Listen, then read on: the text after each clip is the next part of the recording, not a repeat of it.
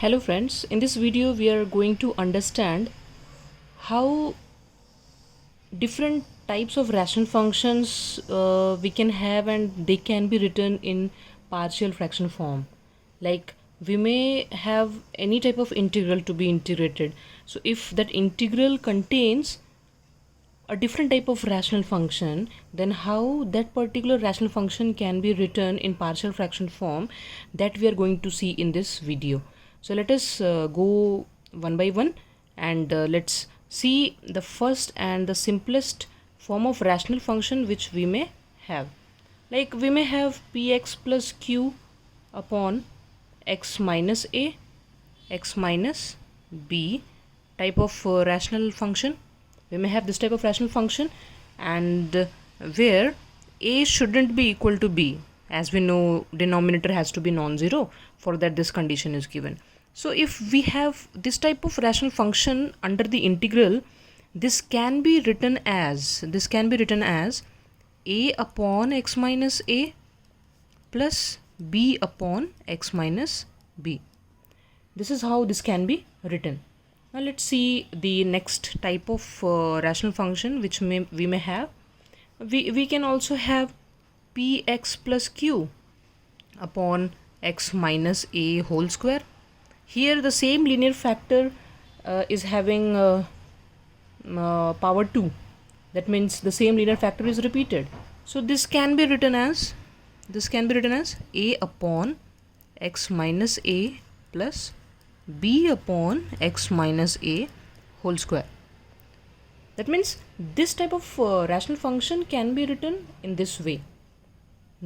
In this whole video we are going to understand that only, that what type of fraction we have and how that can be written in partial fraction form. So this is how it can be written. Now let's see another type. We can also have this type of rational function px square plus qx plus r upon x minus a, x minus b, x minus c. Here we have a quadratic expression in numerator and a cubic polynomial in the denominator, but it is having linear factor form. So this can be written as a upon x minus a plus b upon x minus b plus c upon x minus c. So this is the way how this can be written in another way. Now let us also see another form. Let us suppose in quadratic expression form only we have repeated linear factors, suppose. Then how we can write? Suppose we have x minus a whole square, x minus b. Suppose this is the scenario. So here we can write it as a upon x minus a plus b upon x minus a whole square. As we have already seen above, that if it is repeated linear factor, so we will write it at once and then the complete power. So here another left out term is c upon x minus b. And the last condition and the last type of rational function that we may have is this px square plus qx plus r upon x minus a, let us say mx square plus nx plus q. Let us suppose q already we have taken. Let us choose another t, let us take. And this is also a quadratic expression. In this case the key point is, if this quadratic factor is not factorizable, if this is not factorizable,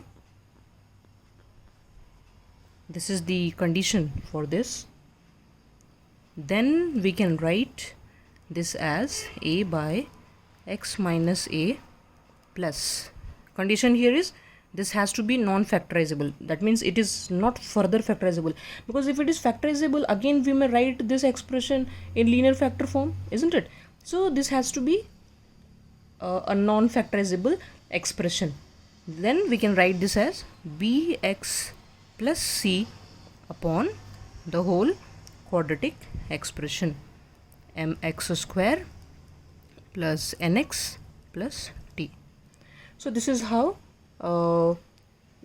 we can rewrite the given rational function in partial fraction form, and which helps us in integrating the problems. So this is very important, and this is how we integrate using the form of partial fraction pertaining to the given rational function form.